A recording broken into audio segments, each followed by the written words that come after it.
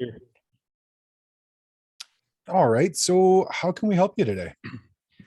Uh, yeah, so I've been struggling a lot with this assignment. I Which think assignment in particular? the it's the second part. So the first one is just finding nurseries and identifying medicinal plants and things like that. And the second part is like when or I think you're supposed to define your goals and like what you have and so I think it's the local plant survey Mhm. is the name of the one that I'm struggling with the most. Let me just look real quick. Uh, so no, it's the plant system design. Okay. But yeah, so I also I watched your videos on like looking at the site and then sort of how you drew things in with the raspberry bushes and like that video, and that was really helpful. uh but I don't gosh, I don't know. I think a lot of it is that I just don't know what to do. And I wrote up a list of questions Sure. and And do you want just to kind of. share your portfolio with me? Just put it into the chat and I'll have it up so we can go through it if we need to. Okay, yeah, I haven't. Is it okay if I share my screen too at some point? Yeah, totally. Like not necessarily right now, but I I've been working with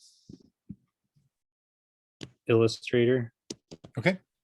and so a lot of the work that I've been doing that I'm eventually gonna shift into Transfer. there is already in.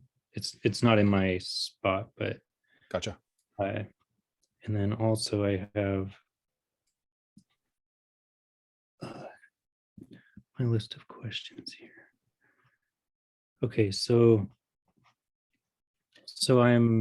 I think part of it is just that I'm not confident with making decisions right now.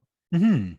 I feel like I don't have the knowledge or the experience, and now I'm in the place where for the assignment I'm supposed to be making these decisions and putting them in like more of a design format Mm. where it becomes more I don't know, real, I guess. Yeah. And there's that level of responsibility of creating something that has life living in a system.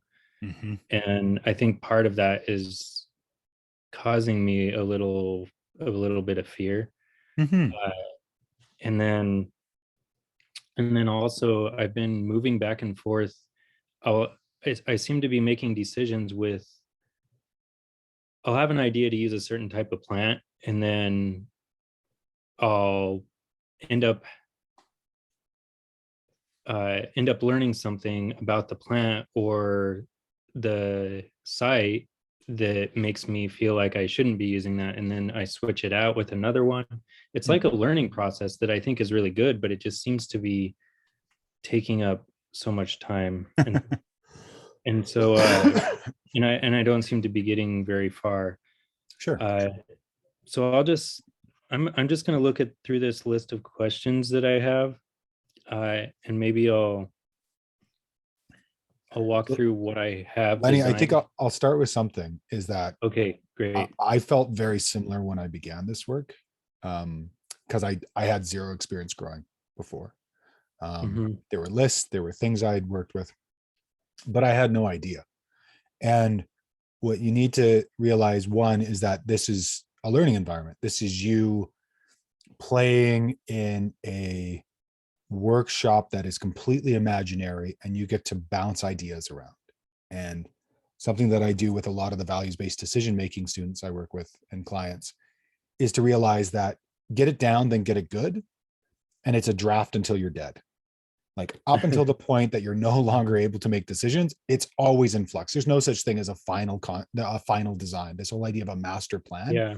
is a bogus conversation that has been created, because the moment you put something inside a landscape, there's another niche that's opened up. And this is where Mhm. Mollison's conversation of us being time scouts was so important, because as a time scout, we're constantly trying to think about what comes up next. And I pair this with Sepp Holzer's advice of our job is to go read the book of nature, and when not if we read it wrong, to go read it again because we've read it wrong. So I'll add another layer to this, and this is fun because the office hours I did this morning is very similar to some of the themes we're talking about today, so it's coincidental. Is that gardener is old Latin for plant killer, is my long running joke. And so we are going to make mistakes, but our intent is to leave something better behind than what is currently here.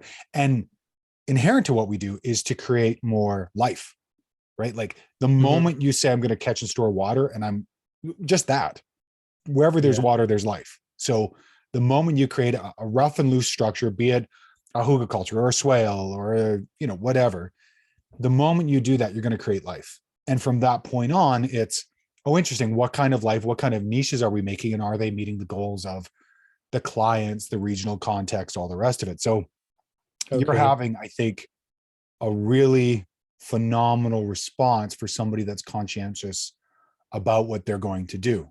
And I think Yeah. there I probably think that hasn't been a helped. lot of gratitude towards yourself for having a high level of want to do this right, because mostly it's just like, Yeah. do anything for so the part of you that feels like can't make a move, just I think part of it is Mhm. acknowledging that part and giving it some love, because that's a good part. That's a part that makes us do really good work. Yeah.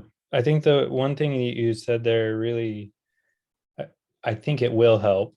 It's a process of like, I think it's more of an emotional than a logical process.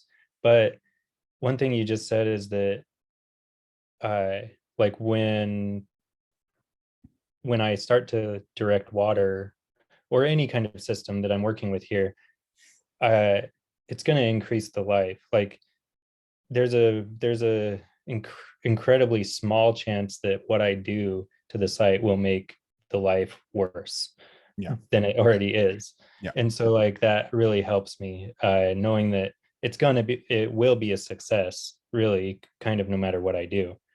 Yeah. Uh, and so I won't uh, fail with it. And that's really helpful, because just the idea that I'll be creating niches for life to exist, uh, if it's implemented, which I think that some of it will be. Yeah. And so yeah, yeah. So thank you for that.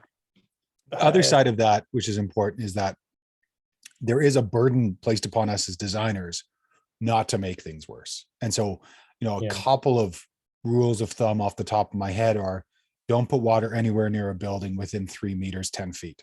Make sure water is sunk outside of that so you don't negatively affect a building. Make sure that the plants you put in place are well suited for their site and they're not advantageous, sometimes called invasive. yeah. There are some basics, but outside of the basics, if you put in a nitrogen fixing tree or shrub, everything around that's going to be in a better spot, Yeah. and doesn't have pod fall or fruit fall that comes onto somebody's car, or all of these pieces. You're doing really good. So you can kind of think about it as there's kind of a green zone, a red zone, pardon me, a green zone, a yellow zone, and a red zone. There are some tried and true practices that if you stay inside, and it's a good place to stay when you're starting off. If you can have those tried and true practices, you're golden. Make sure water's Uh-huh. away from the house. Make sure you're not putting too much food in and around driveways and sidewalks. Make sure that the passive rainwater harvesting systems are contained and that their overflow goes to a good place, doesn't go back to the house or inundates a walkway. And then from Uh-huh. there, when you start getting into plant selection, it's like, if the clients are looking for food, it's like, great, what food do you eat? Well, we like raspberries. And that's where that example came. They're like, we like raspberries. I'm like, okay, what else do you like to eat? That's about it. Okay. So that paints my palette. Like my palette now, my food plants is raspberries and then pollinators. Mhm. And so every time the clients talk to you, they're giving you less and less and less choice, which is great. And then from there, it's trial and error. And this is where we get into whatever you put on paper is going to be a question until it's in the ground. Everything I put on paper is a question until I put it in the ground. Everything, even though same biome, same place. It like I'm working with a client now that's only an hour away. Hypothetically, everything on my place should work at their place. But I've learned until it's in their site and we actually have a full year of growing and I see what's going on, I have no idea. Yeah, okay. Yeah, that's really helpful. And I think, yeah, a lot of it, I think, also comes from that fear of actually making things worse and doing a lot of those things that you said. But yeah, so I guess that's like a good place for me to ask you some questions Sure, because go you ahead. can help me with that too. Uh, and let's see here.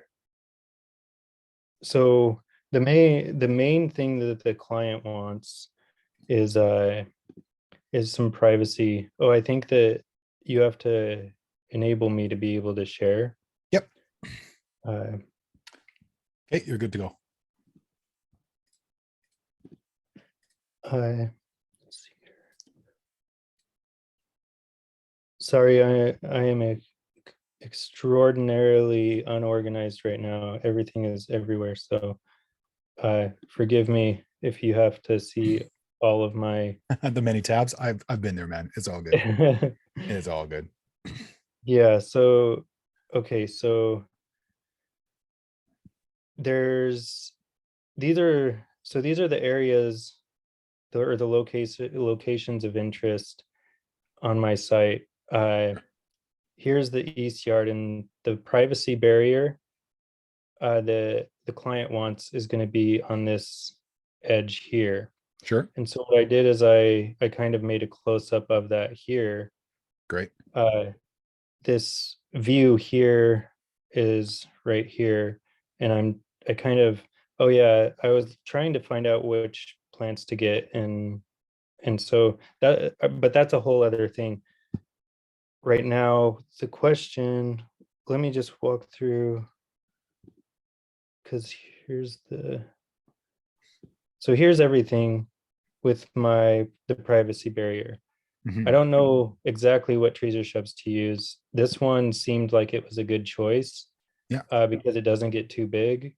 Uh, and then also, so would it be good to do hugel culture? So my intuition that if I built a raised bed there is that it's going to affect the water in a way. So here's a close up of that.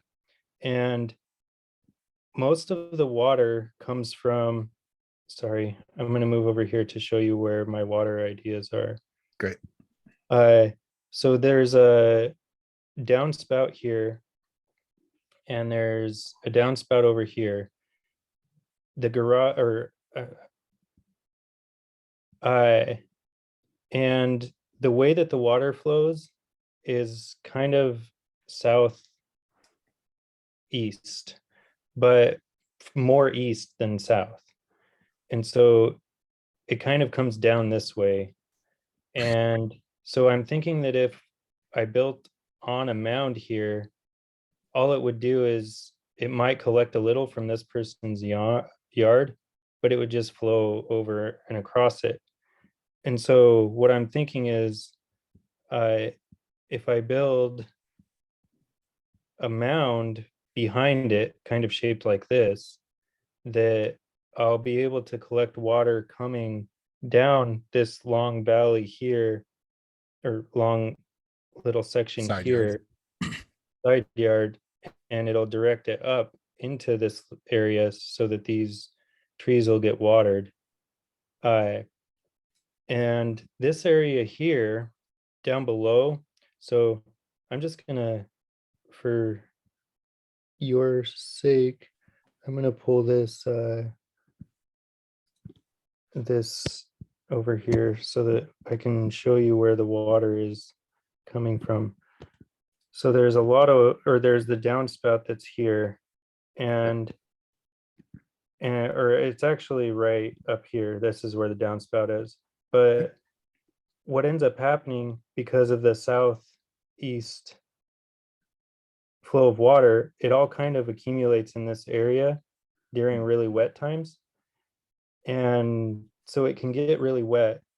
And so in the process of looking for plants, I'm also trying to keep in mind that down here, I can't choose plants that don't tolerate moisture as well, unless I find a way of directing this water somewhere else. Mhm. But there's also a little garden space here that the client wants. Oh yeah, and so this is like a little SketchUp that the client did a while back that I'm using a little bit as something to bounce off of.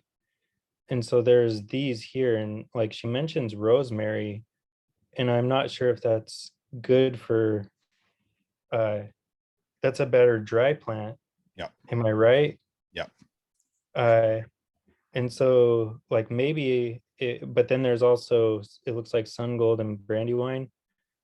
Uh but So I'm Lenny, wondering, if I can jump in, yeah, yeah, so basically we're dealing with some water issues. One, we have downspout output, and then we also have basically a flooding area just southwest of the mound and the orange outline. Is that right? uh down here. Yeah. Sorry, this is my idea of where I want to put a tree, Sure, sure. possibly. And basically they already have an existing hedge. This is the existing Yeah, hedge. Okay. yeah, existing hedge. Sorry. And then basically we've got a privacy want or need. And how high Mhm. do they want that privacy? Like, do they want it the same size as the hedge? Because when I take a look at your little image in the Yeah, top left-hand corner, that's not no, a huge amount of privacy. I think they want it a little higher. I think they probably would want it, I don't know, like maybe that high, something like that. Yeah. So one of the constraints of design around privacy is you want to ask them where are they standing or where are they outside of their window and what don't they want to see. So that's the first piece. So if you don't move anything around here, I'm going to pull up my drawing tools. Do you want me to zoom in a little bit for you? Yeah, sure. Zoom in a little. Great. So in my situation, I've done this a few times before where we've had to calculate exactly the heights and the top heights and the bottom heights because actually, if you take a look at my website, All Points Design, you'll see a berry production. These folks were living on this amazing sort of plateau, and then they had this slope, and then it went down and down and down, and then there was the ocean. And so on their little house, they wanted to be able to see the ocean, but they didn't want to see their neighbor's house. And so their neighbor's houses were Oh, here. sorry. And then they had the ocean that, went on forever. So what we had to do is we had to literally we were standing out in the yard with a measuring tape. And we had to have the client stand there and show us exactly the heights that everything could be. So once we got their view corridor, they wanted the house covered, but the ocean to not be covered. We then had measurements at every interval that let us know, well, how high can this be and how high can this be? So we had specifics on that. After we did that, we then went back and did our contours and um, our terraces. So we made terraces on the slope, and then those Mhm. terraces, we ended up taking that same view corridor, which I just lost. I'm going to bring it back to take that view corridor, and from there, I wanted to use the straight line. And so from there, we were able to know exactly, like, we could do some shrubs up top and we could do some larger trees. And then at the bottom, we could do the largest trees. So what I would do for you, or what I suggest for you, is get your clients out on the sidewalk and, standing at their window. So that way they can see what they don't want to see. You're going to go out there Mhm. with a meter stick or somebody else or with a measuring tape and say, great, higher, lower. Yeah, right Uh, at the tip of the measuring tape, because you'll have it at the bottom and then hike it higher and go, great, we want it 8 feet. We want it 12 feet. And then the next question is, do you want it thick? Like, do you want to be able to see through it in winter and summer? Because right now, the existing deciduous hedge you can see through, right?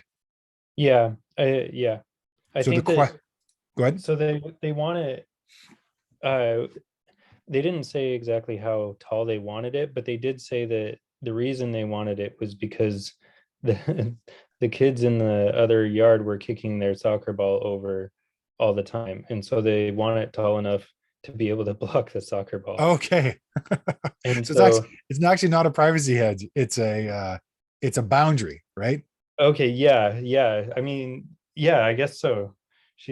We've been calling it a privacy hedge, but I think you're right. It's actually a border or a boundary hedge. Yeah.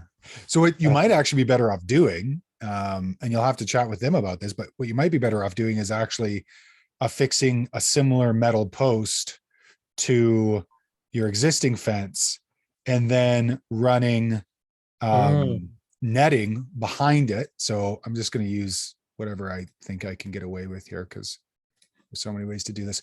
Um, running a netting here, it doesn't mhm. do the nice rhomboid perspective. So Yeah, yeah. running a netting and then, ask them, does that actually solve their issue? Because you can make that look beautiful. There's some nice Uh-huh. thin netting you can use.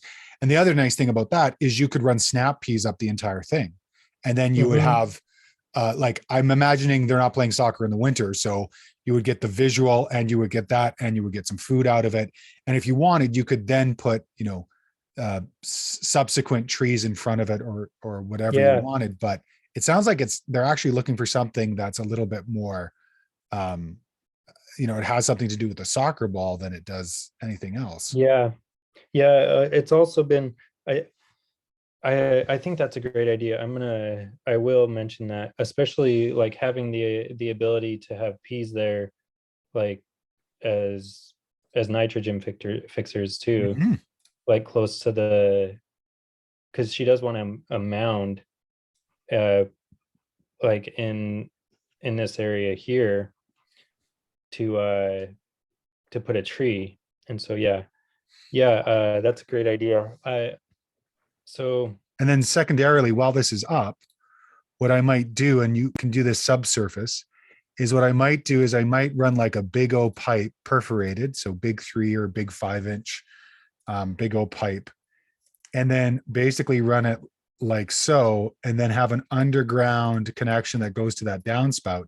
So basically, that downspout at the house takes Mhm. water down through that downspout underground at a slow grade, and then comes out here and then use these areas or use this as a self-watering system for these trees. And then from an inside perspective, then I'm just going to bring up this little drawing here. And from an inside perspective, then you'll put in your pathway system, which may or may not be a swale as well and dug down with wood chips. I find that dug down pathways and wood chips in urban areas produce a little sort of coral reef, a repository of earthworms.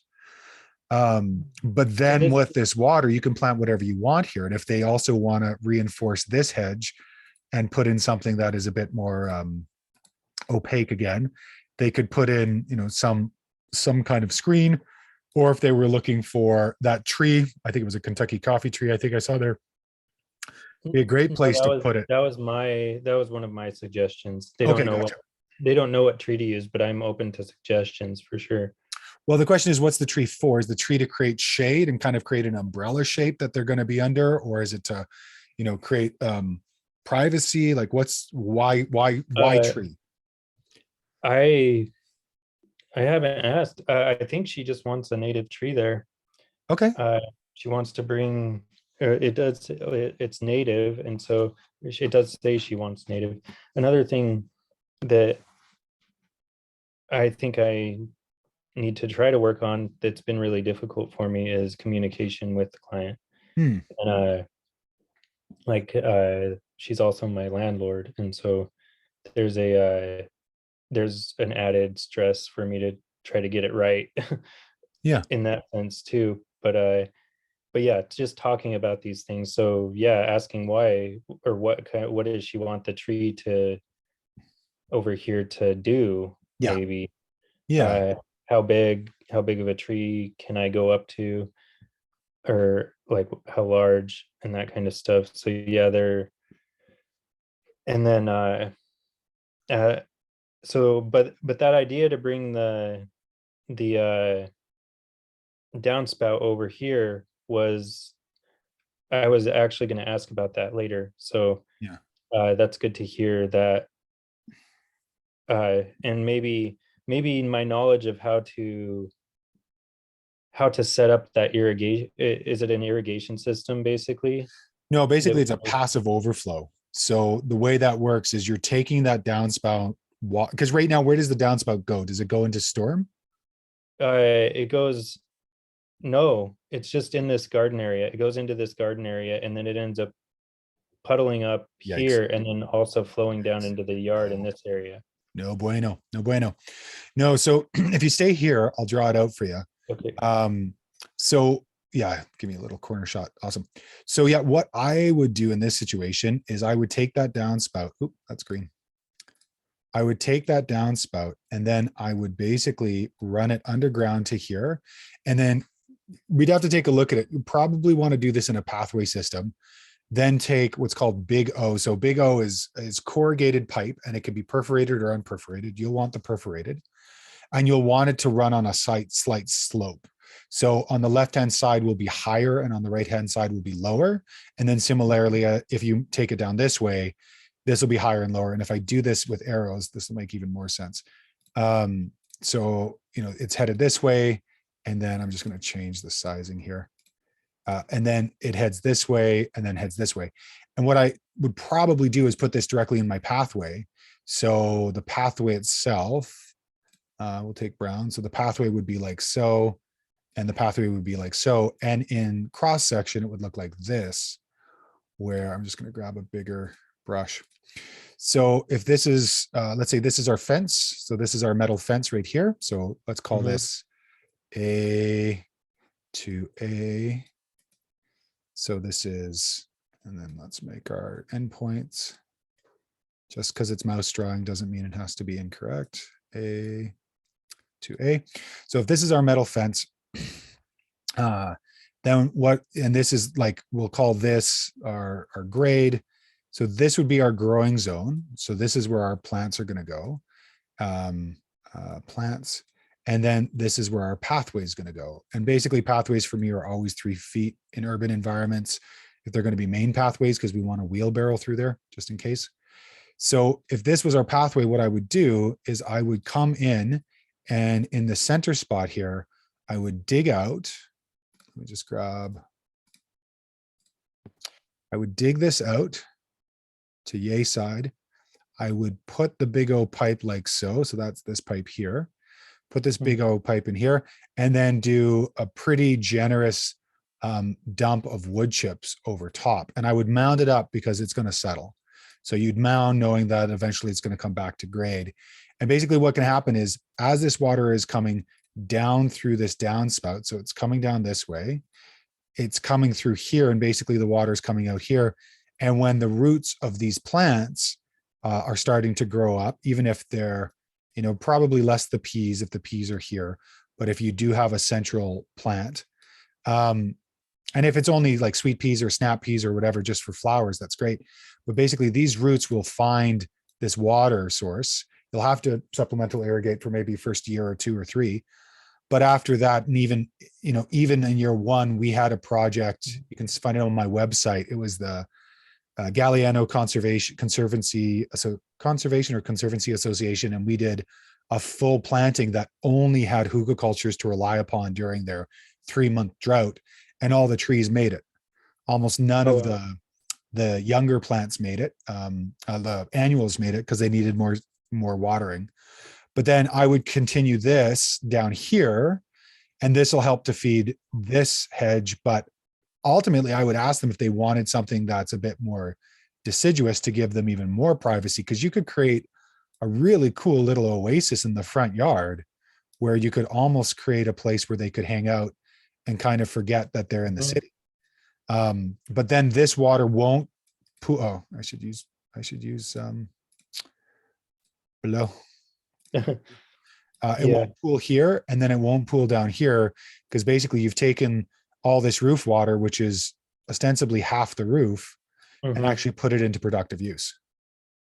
Okay. Yeah, that's great. Thank you so much for that. This diagram about the wood with the wood chips uh in the pathway is really helpful. So uh here on the left, this pathway that you're talking about, it's okay to plant the plant on that pathway close to the fence, right? In between the And pathway and the fence, so it's not on the pathway. So oh, if we oh, take I a look at see. this, and if we kind of make it a bit more demarcated, so this to this is our pathway, this to Okay, this is our planting zone, and then we have our metal fence with potential got it. extension beside it. And so we're walking, the pathway is if we put wood chips on it, would be the wood chips. The wood chips would be your pathway. That's right. So this Essentially, is you'd be walking on top of the pipe. that's right. Uh, got That's it. right. And Uh, it would be midway. Notice that the pipe isn't at the bottom of the hole, it's midway. So you'd line it with some wood chips, put the big O in okay. it, and put more wood chips on top. So that way the water had a place to course through. Okay, great. And that actually helps me a lot with the next question I had too. Okay, Is it okay? go for it. I'm gonna zoom out here. So this area all the way down Yeah, along here is being used as garden space great. to grow a number of different things. And over here, we have two roofs. Uh, the garage, both spouts go out into the alley. Okay. And on the shed here, we have one spout that goes to the right and one that goes to the left, and they just share. So I guess like you don't really know which side it's going to go off of. Yeah, Or usually maybe, they're centered. Gutters are centered on the span, and then they're tilted down towards their okay, two so that's downspouts. probably it probably gets Yeah, half of this then.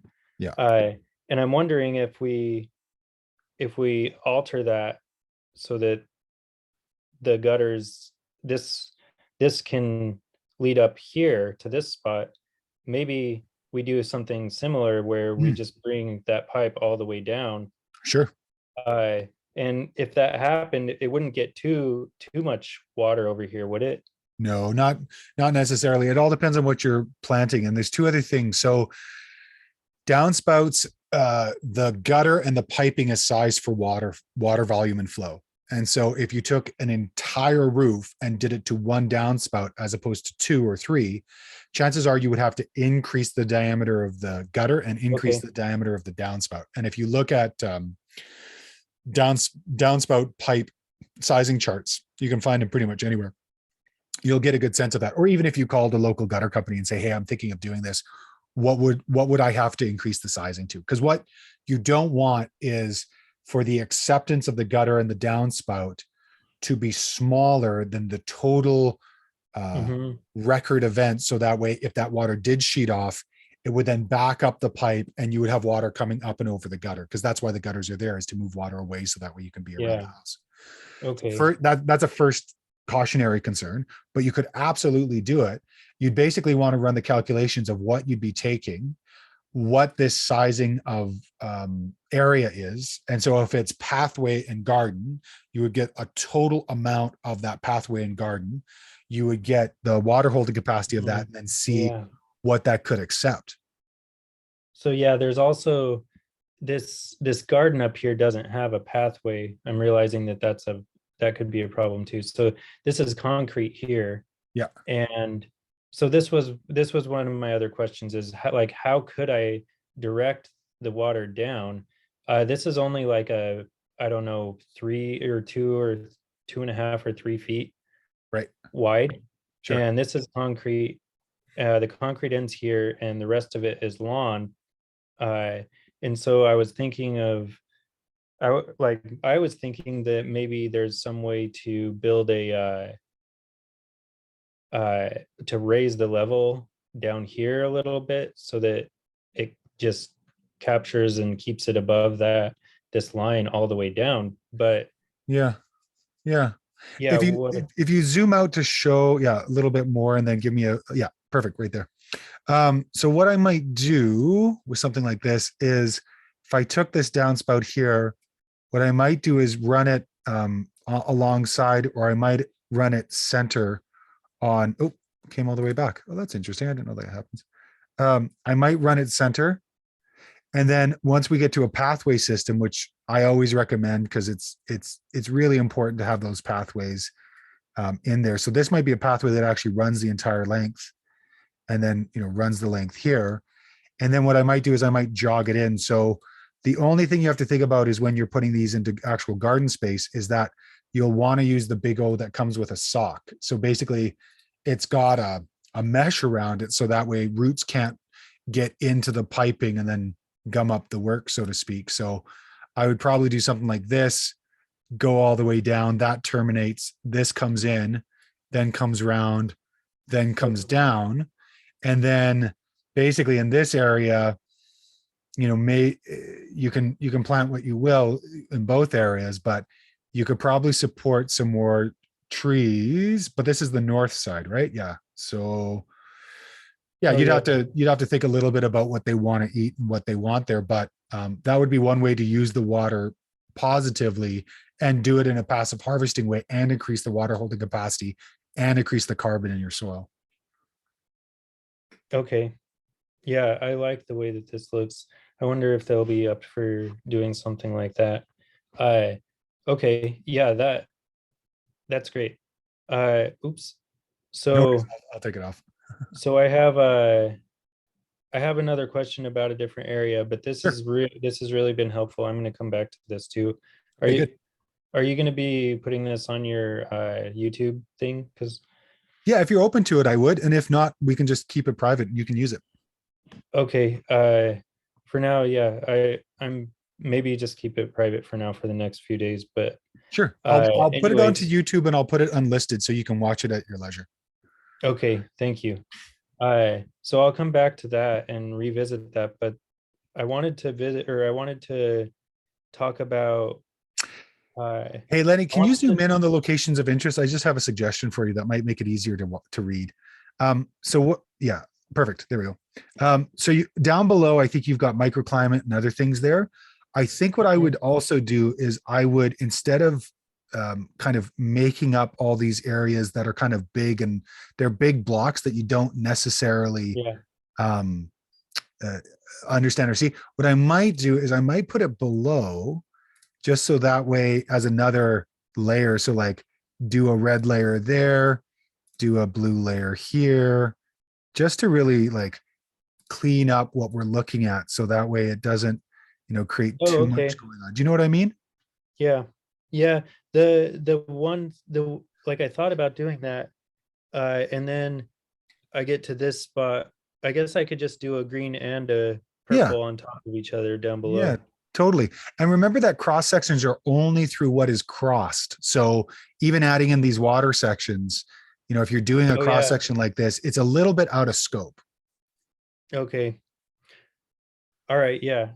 I'll try to clean that up too. Cool. So one of the issues, let me take you to some one of the I'm just going to go into this one for now. One Sure. of the issues with this center line in between these two houses are each like around 30 feet tall. Yeah.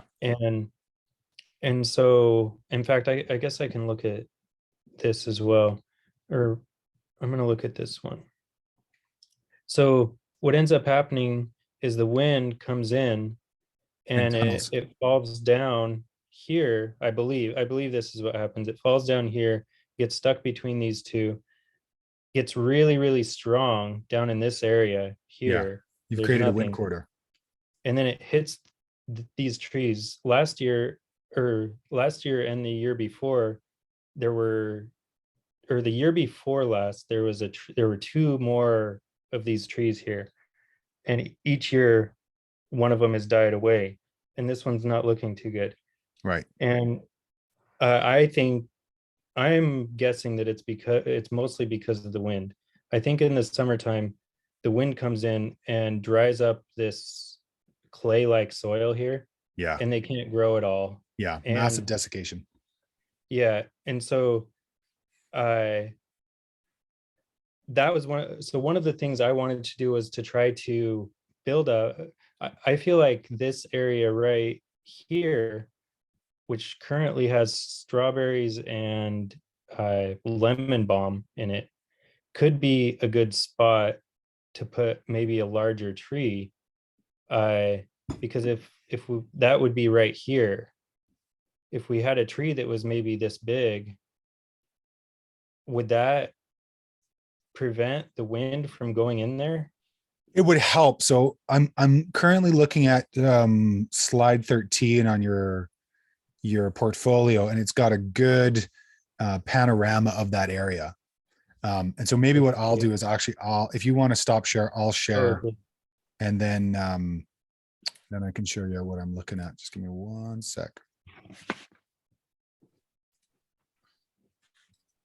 Okay.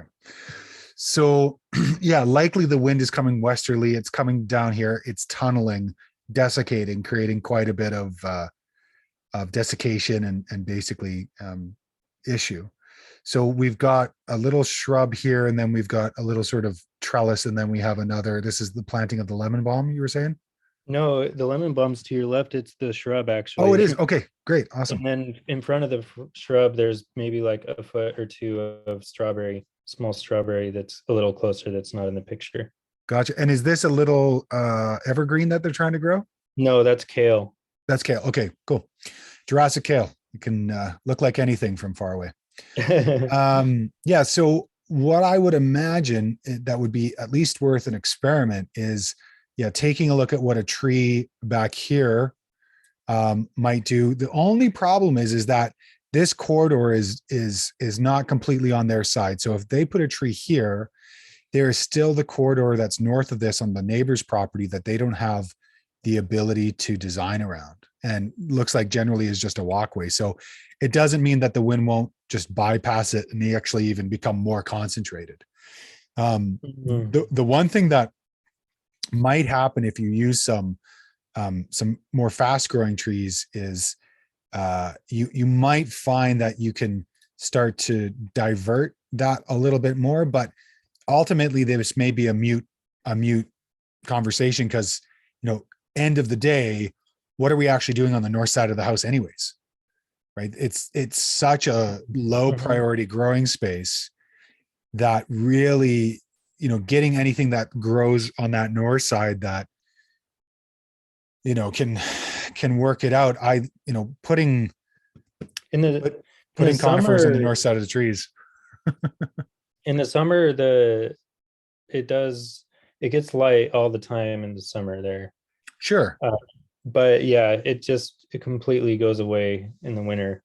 Yeah, And it's a tough place to grow, right? It's not a and and so what I so yeah, there's the other two questions that I had about that space being there in the wind, in that windy area. I Just a second, let me pull it up. Uh, so oh no, I seem to have lost it. Okay, so the wind. So the white spruces, Mhm. they're definitely not they're not thriving. They're not growing. They haven't grown in over 2 years. Yeah. Uh and I'm wondering what to do about them. The client seems to think that they're going to die and doesn't seem to be really worried about it. I I would like to try to save them if I can, whether it's dig them up and put them somewhere else, or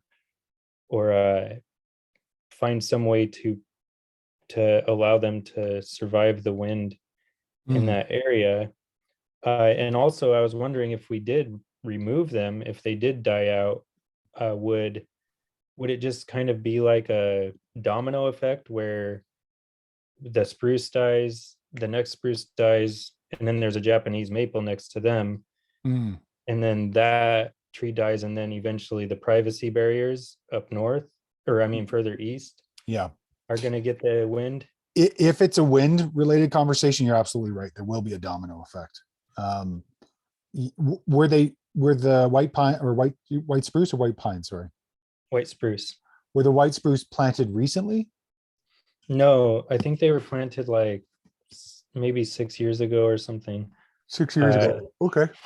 Um, and two of them have died so far yeah, I think in there's that kind of order. In I that think there's order too. I think there's two ways to look at this. One is it might be wind. Do you see any desiccation on the needles? Yeah, Okay. I let me show you. I So I took pictures of them specifically to show you too. So uh,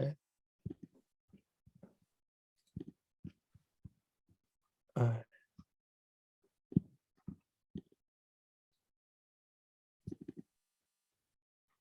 so this is on the east or west side, Okay. and it could be from What does it it could look be on the from, east side?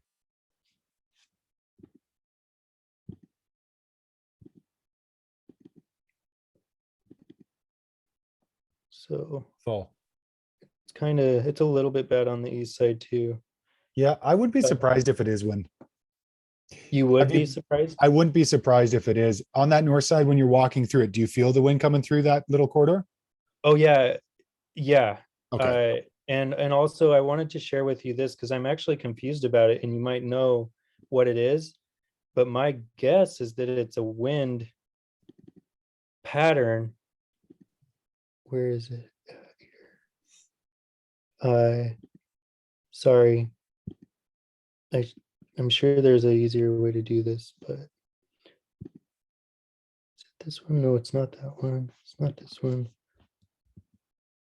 Aha. So if we look at this, see these lines Yeah. here? Uh, those lines, see them here, Oh yeah. Yeah. Totally snow drifts. here, and then the last one, or where is this picture that I took? I took a picture that shows,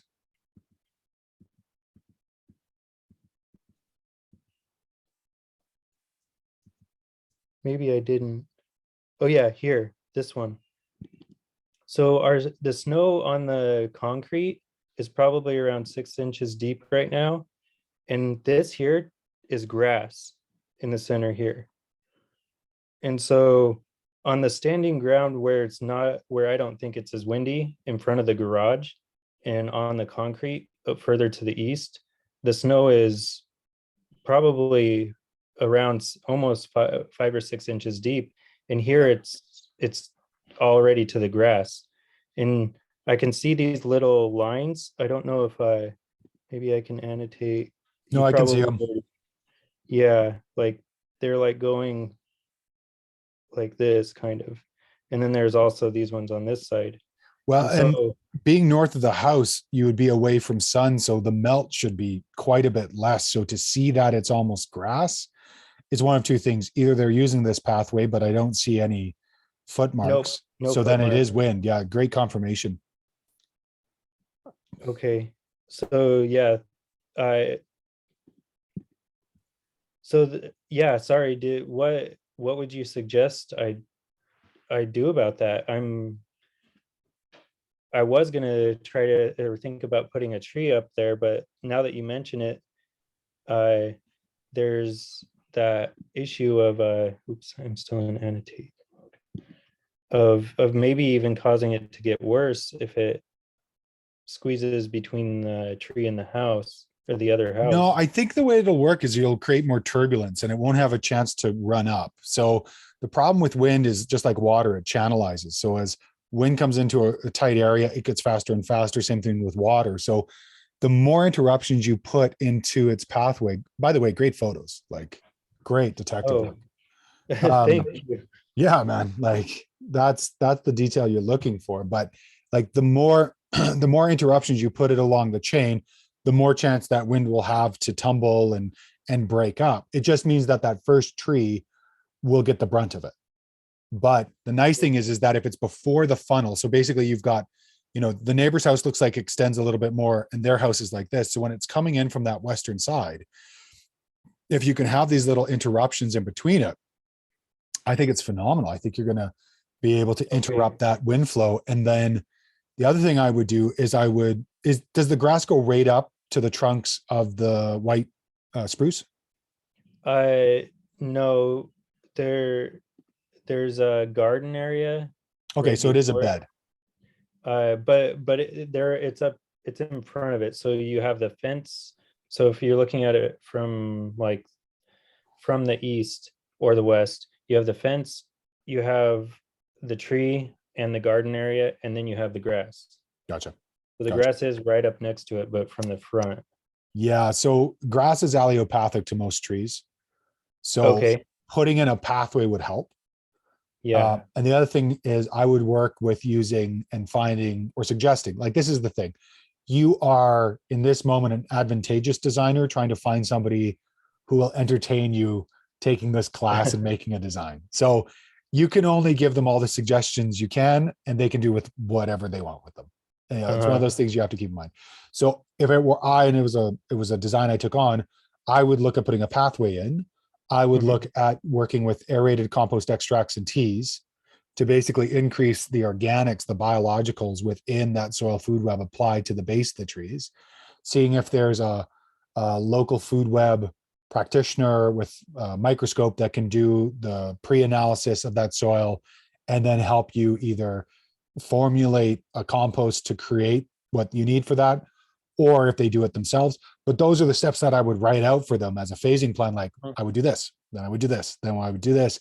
And then from there, especially as a new designer, you can say, and whatever you decide to do, I'm happy to help you with. But like a doctor who prescribes a course of antibiotics, if you stop at day 2, I don't think you're going to get the full effect, and nor should you. And so this is an important piece to keep in mind when you're working with folks like this is, yeah, you're going to have value, but if you don't do everything, you probably won't. So putting in a number of trees in there, I think one creates more privacy, which I think they want generally, especially in the backyard. So that back area with the concrete and the little 2 to 3 foot bed, there's no reason why you can't put a deciduous tree that goes up when you are in the backyard and there is things happening, and you get a bit of a buffer, a bit of a screen, or doing the same thing in the backyard that we're talking about in the front and do some extension with metal, do netting, and then create some trellises. Okay. Yeah. Yeah. And if we choose trees, or even if they're small shrubs that are really wind resistant, then they won't have, especially if we give them the compost, like you said, then they should be able to resist that wind. No, the Even if it's compost strong, right? compost won't help them resist the wind. It'll give them the best chance they have in the soil they are in what is a really hard location to grow. Yeah, sure. Direct summer sun, sure, they probably get a lot, but I imagine before equinox they're losing the sun in terms of solar noon. So it's not a great space, but you do the best you can. But what will end up happening is if you have a number of trees that are inside the wind, that first tree is going to take it for sure. Up in the Alpine, it's called Kruppelholz. So you have a little tree that's 400 years old, but 8 inches high, and it's windward swept. And in the lee of it, instead of these conifers, these like pines and spruces, instead of them growing by seed, they actually send a runner out and then they grow another tree and another tree. And you can see this Oh, windswept wow. pine. So that first tree becomes Wow. the anchor for the wind, and then everything else behind it thrives. So expect that the few trees you put between the garage and the end of the concrete to suffer, but they suffer so that way the rest of the train doesn't. Okay. Okay. That's good to know. That's also crazy. What is the name of those those trees? Kruppelholz. So Kruppleholtz. Kruppelholtz. Yeah, Kruppelholtz. With a P, Krupp. Kruppelholtz alpine. I probably spelled it completely wrong. That's all right. Kruppleholtz.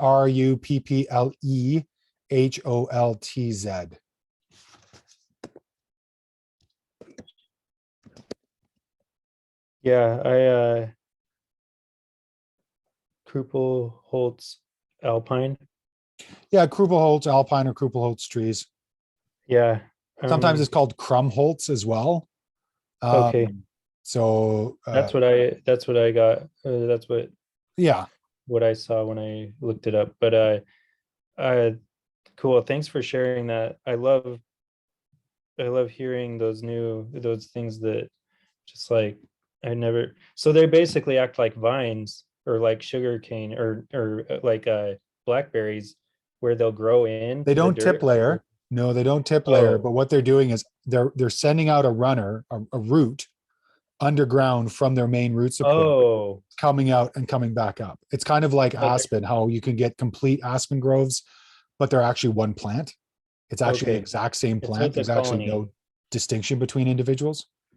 Yeah. Okay, cool. I Yeah, thanks for sharing that. I So yeah, I mean, I'm gonna I want to make it quick for the rest of this stuff I've got because about 4 minutes left. So whatever it is you'd like to put in there for the last four, let me know. okay, I I'm gonna look at my list of questions Sure. and maybe I'll just send or email you my questions as well because so the water systems I talked to you about uh so the concrete area, the client also wanted to build something on the concrete area or raised bed there.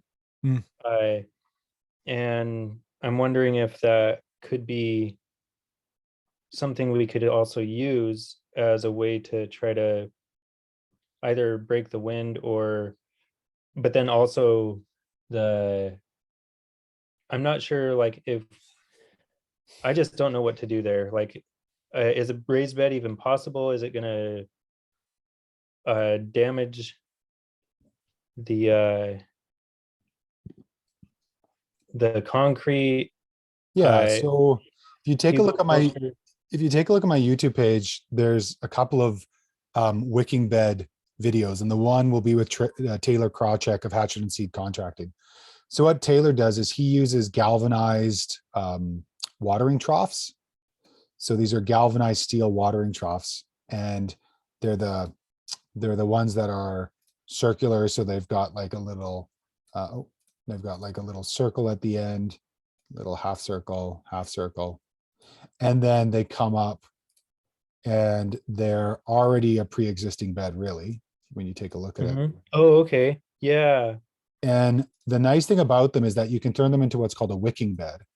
And a wicking bed is a bed that the bottom of, and you'll watch the video, the bottom is a water reservoir that you have a pipe that comes into. And then what ends up happening is you've got a repository of water here into the bottom that then fills up with water. And then you've got a wick of soil that comes down into this area. And this wick then brings water up into your soil area. Okay. And it's really easy because it's ready made. You don't even have to have any construction. You just buy the $200-300 bed or the container, and Taylor goes into it in the video. So it'd be easy to build this, and then you basically copy it. So you put one there and you put one in front of it, and if you wanted two more, you could, to increase your gardening space. And Okay. I would do it that way. The other neat thing about this is if they wanted to, they could actually connect these. So if they did four, let's say, you could connect all four of them and just fill one of them up. And by filling up one, you filled up the other ones because they Okay. would self level, right? Yeah. And so would you, the soil inside of it, would you do it as a, like a hugelkultur Usually the or? bottom, I'll do hugel. I'll do soil at the bottom so that way the wick comes up, then Uh-huh. do wood, and then do soil on top, because you do Okay. need a soil to wick into that bottom reservoir. Okay. Cool. Thank you so much, Yeah, Javin. It's been a huge help.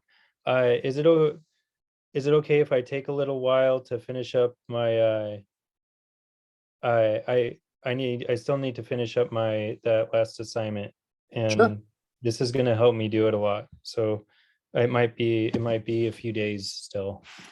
Yeah, no worries, man. Just take the time, go slow, make sure your ideas are well thought out. It's fine, you know. Like I say, if it's a couple, like if we're going on 2 or 3 weeks, you may not get the same level of feedback, but you know, take your time to go through it, really think it through. And again, just play with it. Be okay with the fact that, or work on being okay with the fact that Yeah. what we put down on paper may not work in the real world. And that's the Okay. education that you've signed on for. If All you want right. to do this work full time, it's like, I'm going to put a plant in the ground and that plant's got a likelihood of dying. And if I'm new, it has a higher likelihood. But if I don't plant that plant at all of the subsequent plants down this potential journey of me becoming a designer will never get a chance to grow. And so there will be some sacrifices at the beginning for your education, but that's why Mhm. we design small first, we design nucleuses. If Oh they yeah. fail, then we haven't failed an entire field, but we do Yeah. small At this experiments. point, I'm really glad I didn't have uh, a larger site Yeah, yeah, like I wanted at the beginning. yeah, totally. So so I'm happy with that. Good Thanks, on you. Javin. I'll see you. I guess I'll see you next week. Yeah, yeah. Any more questions, let me know. And thanks for reaching out. All right. Thanks. Bye. Take care. Bye now.